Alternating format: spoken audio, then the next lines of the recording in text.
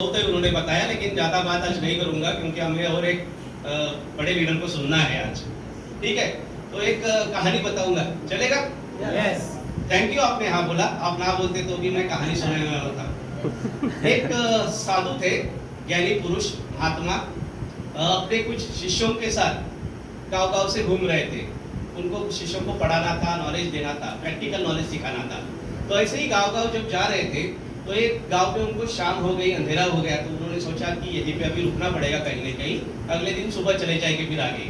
तो एक उनको गाँव घर दिखाई दिया झोपड़े जैसा, और वहाँ पे वो लोग चले गए। तो वहाँ पे एक बुजुर्ग आदमी था, 2 बच्चे थे जवान उनके, एक औरत थी, और वो लोग रह रहे थे उस घर में। तो उन्होंने पूछा क्या हम लोग एक रात यहाँ पे गुजार सकते हैं आपके साथ, कल सुबह हम चले जाएंगे। बोले ठीक है, रुकिए आप, हम आपके खाने का वगैरह प्रबंध कर देंगे। तो वहाँ पे उस फैमिली ने इनके लिए खाने का, भोजन का वगैरह प्रबंध कर दिया। खाना इन्होंने खा लिया, और खाना खाने के बाद बातें करने बैठ गए। तो एक महात्मा ने उनको पूछा कि आप लोग यहाँ पे क्या करते हो, कितने लोग हो घर में? तो बोले हम लोग 4 लोग हैं, उस बुजुर्ग का, मैं हूँ, मेरी वाइफ है, और ये 2 जवान बच्चे हैं, और हम लोग यहाँ पे रह रहे हैं। बोले आप लोग करते क्या हो? तो बोले हम तो किसान है, खेती है, लेकिन हम खेती नहीं करते, किसी के पास टाइम नहीं खेती करने के लिए। बोले आप करते क्या हो एक्चुअल में? तो बोले एक भैंस है हमारे पास, तो उस भैंस को हम पालते हैं और उसका दूध निकाल कर बेचते हैं। तो बोले सारा परिवार इसी में है? बोले एक मैं जो हूँ, मैं सुबह जल्दी उठता हूँ 5 बजे, भैंस का दूध निकालता हूँ, और फिर दूसरे भैंस का तबेला वगैरह साफ करने का काम करता हूँ। एक जो बेटा है वो 5 बजे उठता है, 6 बजे दूध लेके, इडली लेके साइकिल पे जाता है शहर में, 1 घंटा यहाँ से जाने को लगता है, 1 घंटा आने को लगता है। तो शहर में जाके दूध बेच के वो आता है, फिर शाम को भी एक समय फिर दूध निकालते हैं, और ये ऐसे ही चलता है। तीसरा जो है वो भैंस को चराने को लेके जाता है, बराबर, वो दिन भर यही काम करता है। सुबह एक बार भैंस को चराने को लेके जाने का, दोपहर में जाके उसको तालाब में धोने का। तो हम लोग इसमें बहुत बिजी है, हमारे पास ये खेती वगैरह करने के लिए टाइम नहीं है। तो महात्मा ने उनको बताया, अरे इतनी अच्छी खेती है आपके पास, इसमें अगर कुछ फसल उगाओगे, फल लगाओगे, पौधे लगाओगे, फूल का रोप लगाओगे, सब्जी लगाओगे, तो ज्यादा पैसा आएगा। तो बोले नहीं, हमारे पास बिल्कुल टाइम नहीं, हम लोग बहुत बिजी है इसमें। तो ये लोग रात को सो जाते हैं सब लोग, ठीक है। सुबह उठने के टाइम, सुबह ये लोग जल्दी उठ जाते हैं, जो महात्मा है उनको अगले गांव जाना होता है। तो अपने एक शिष्य को बोलते हैं कि इनकी जो भैंस है ना, वो साथ में लेके चलो। बोले सर उनकी रोजी रोटी है, अगर हम भैंस लेके गए तो ये लोग क्या खाएंगे? बोले जय मैं जैसा आदेश देता हूँ वैसा काम करो। फिर वो भैंस को लेकर गए। एक पहाड़ के ऊपर जाने के बाद उन्होंने बोला शिष्य को, ये भैंस को अभी खाई में ढकेल दो। अरे आप क्या कर रहे हो, ये तो पाप है, एक भैंस को मारना है, और इनको ये जो रोजी रोटी इन लोगों की, 4 लोगों का परिवार उस भैंस के ऊपर है डिपेंड। अगर मैं भैंस को मारूंगा तो मुझे पाप लगेगा। गुरु ने बोला तो अगर मेरा आदेश नहीं मानेगा तो तुझे ज्यादा बड़ा पाप लगेगा, मैं आदेश दे रहा हूँ, भैंस को ढकेल ले। उस शिष्य ने क्या किया, बड़े मर्जी के खिलाफ उस भैंस को ढकेल दिया। अगले गांव चले गए। कुछ साल गुजर गए, करीबन 10 साल के बाद उस शिष्य को लगा कि मैंने बहुत बड़ी गलती की है, तो मुझे उस गलती का क्या करना चाहिए, भुगतान करना चाहिए, क्षमा मांगनी चाहिए। तो मैं जाके उस गांव में उस परिवार की क्षमा मांग लेता हूँ। वो भी आता है वापस 10 साल के बाद, और ढूंढता है कहाँ पे झोपड़ा। तो वो घर दिखाई नहीं दे रहा है, झोपड़े नहीं दिखाई दे रही है। वहाँ पे एक 2 मंजिला बड़ा मकान उसको दिखाई दे रहा है, और वहाँ पे कुछ छोटे छोटे बच्चे खेल रहे हैं उनके दादा के साथ। तो वो पुकारते उनको, अरे यार ये यहाँ पे एक घर था पहले, 10 साल पहले झोपड़ा था, वो आदमी कहाँ पे? तो वो बुजुर्ग आदमी बोलता है मैं वही हूँ, मैं ही रहता था यहाँ पे 10 साल पहले। बोलते यहाँ पे तो झोपड़ा था 10 साल पहले। हाँ बोले बराबर, 10 साल पहले यहाँ पे झोपड़ा था, और मैं यहाँ पे रहता था, मेरी बीवी थी, 2 बच्चे थे, आज उन बच्चों की शादी वगैरह हो गई, मुझे पोते वगैरह हो गए। बोले ये आपका झोपड़ा बंगले में कैसे बदला हुआ? तो बोले क्या हुआ कि एक दिन क्या हुआ कि हमारी जो भैंस थी वो मर गई, जिसके ऊपर हमारा पेट चल रहा था। उसके बाद हमारे खाने पीने का कोई प्रबंध नहीं था।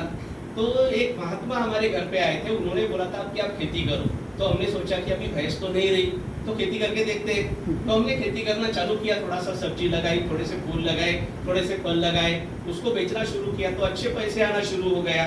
और फिर खेती के माध्यम से पैसा आने के बाद हमने और कुछ पैसे खरीद ली। आज हमारा बड़ा तबेला है। एक बेटा गांव में, शहर में डेयरी चलाता है, यहाँ से टेम्पो में दूध भर के वहाँ पे लेके जाके बेचता है। दूसरा बेटा पूरा इसका फार्मर का संभालता है, खेती संभालता है पूरी। और आज उनकी दोनों की भी शादी हो गई है। आज हमारे घर में सारा सुख समाधान है। तो जो महात्मा उस दिन आए थे, उनका मैं बहुत ही आभार प्रकट करना चाहता हूँ। अगर वो नहीं आते मेरी जिंदगी में बदलाव नहीं आता। दोस्तों, इस कहानी से जो मैसेज मैं देना चाहता हूँ कि यहाँ पे बहुत सारे लोग पार्ट टाइमर है, कुछ स्टूडेंट है जो पढ़ाई कर रहे हैं, कुछ हाउसवाइफ आई है जो घर का काम कर रही है। आपको यही लगता होगा कि जो मैं कर रहा हूँ ना बहुत जबरदस्त काम कर रहा हूँ और मुझे उसके सिवा और कुछ करने का टाइम मेरे पास नहीं है। मुझे भी यही लग रहा था। मैं एक मैकेनिकल इंजीनियर हूँ, 4.5 साल में बोईसर में जॉब किया मैंने। तो मुझे क्या लगा था कि मैं इंजीनियर हूँ तो मुझे दूसरा कुछ करने की जरूरत नहीं है। Shift duty first second night बहुत बिजी, उसमें जाने आने का करीबन 4 घंटा और 8 घंटे की शिफ्ट, 12 घंटा तो बीत गया। घर में 3-4 घंटे तो चाहिए टाइम पास करने के लिए फैमिली के साथ, फ्रेंड्स के साथ, और 8-10 घंटा सोने में खत्म दिन। अभी टाइम ही नहीं है बाकी कुछ करने के लिए। तो ऐसे मौके आए थे लेकिन मैंने कभी उसके ऊपर ध्यान नहीं दिया। क्या हुआ कि मेरी नौकरी चली गई। बराबर, वो कहानी मैंने पिछली मीटिंग में सुनाई थी आपको, बाद में कभी फिर से सुनाऊंगा, लंबी कहानी है। तो नौकरी चली गई, बाद में कुछ काम बचा नहीं, और जब काम बचा नहीं तो मजबूरन इस रास्ते पे आ गया। कोई चॉइस नहीं था कि अरे यार करोड़ों रुपए कमाने के लिए आना है, कोई काम धंधा नहीं था। इसके लिए यहाँ पे इस इंडस्ट्री में मैंने कदम रखा कि चलो करके देखते। सब लोग बोलते तो मैं भी इसमें कदम रखता हूँ, लेकिन बिल्कुल भरोसा नहीं था कि लाखों रुपए आएंगे। मैं आया था कि 5-6 हजार भी आएंगे तो भी काफी है, घर चलेगा अपना। बराबर, 2 व्हीलर 4 व्हीलर का छोड़ो, 2 व्हीलर का भी सपना नहीं रखा था कि एमटी ले लूं या सुपर स्प्लेंडर भी ले लूं, ये भी कभी सपना नहीं रखा था मैंने। इतने पैसे आते ही नहीं होंगे इस इंडस्ट्री में, ऐसा मुझे लगता था। ये लोग उल्लू बनाते हैं। लेकिन दोस्तों, आज करीबन इस इंडस्ट्री में मुझे 19.5 साल हो गए।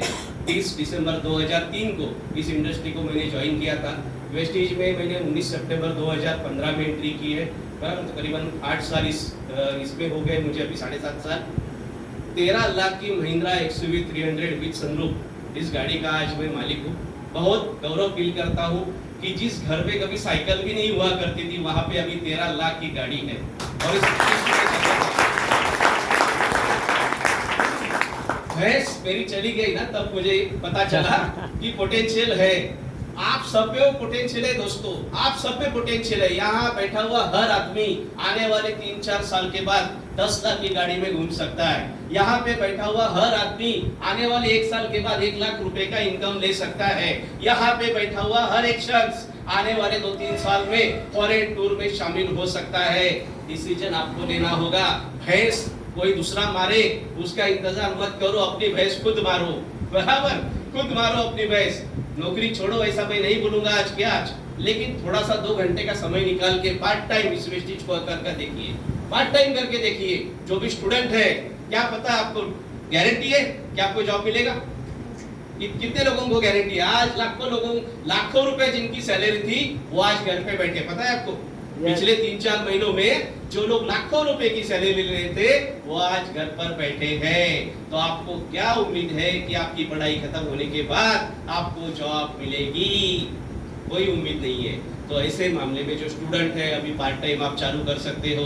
जो भी जॉब करने वाले हैं पार्ट टाइम चालू कर सकते हो। हाउसवाइफ केवल घर का काम करके पति के इनकम पे डिपेंड रह के नहीं चलेगा। पति आज है कल नहीं है शायद, तो क्या होगा? आपका घर कौन चलाएगा? तो 1-2 घंटा निकाल के भी आप अपना करियर बना सकते हैं। हम लोगों ने बना लिया, अभी मौका आपके हाथ में है। कभी हम भी ऐसे हॉल में पीछे आके बैठते थे, बराबर, जबरदस्ती भी बुलाया जाता था, बराबर, जबरदस्ती, बिल्कुल मर्जी से नहीं आते थे कि आना पड़ेगा, मेरे लिए आना पड़ेगा, खींच कर लाते थे ऑफलाइन। लेकिन आज दोस्तों आपसे 1-2 घंटा पहले आके हम लोग यहाँ पे तैयारी कर रहे हैं सेमिनार की। बहुत अच्छा लग रहा है। पालघर मेरा होम टाउन है, यहाँ से माहिम, केलवा माहिम 8 किलोमीटर दूरी पे मेरा गांव है। लेकिन अभी मैं विरार में रहता हूँ पिछले 18 साल से, और 2 BHK फ्लैट है मेरा, 75 लाख का विरार में। यहाँ पे जो घर है, बारिश के टाइम में मैं सोता नहीं था, आपको बताया था मैंने पिछली मीटिंग में कि बारिश में इतना पानी गिरता था हमारे घर में कि हम लोग बिस्तर बंद करके बैठ जाते थे, पूरा बर्तन रख के पानी टपक रहा है उसमें, रात को सोने को भी नहीं मिलता था। ऐसे घर में 29 साल मैंने गुजारे हैं, और आज इस इंडस्ट्री की वजह से, इस कंपनी की वजह से 75 लाख के 2 BHK फ्लैट में मैं विरार में रहता हूँ। तो दोस्तों, ये मौका मुझे मिला, मैंने अपनी जिंदगी बदल ली। अभी आप भी अपनी जिंदगी बदल सकते हो। Thank you and wish you well.